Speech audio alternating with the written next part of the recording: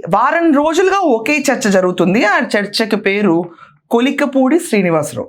కొలికపూడి శ్రీనివాసరావు గురించి విననాలు ఉండరు.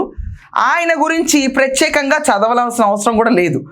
అమరావతి ఉద్యమం అప్పుడు 3 రాజధానులను జగన్మోహన్ రెడ్డి అనౌన్స్ చేసినప్పుడు అమరావతి రైతులకు తోడుగా ఉంటానని చెప్పి ముందుకొచ్చిన వాళ్ళలో కొలికపూడిది చాలా ప్రధాన వాయిస్, చాలా స్ట్రాంగ్ వాయిస్. డిఫరెంట్ వేరియేషన్స్లో మాట్లాడగలుగుతారు. ఇదంతా కాకుండా ఈయన పెద్ద స్ఫూర్తికర్త, ఈయన చదువుకున్న మేధావి.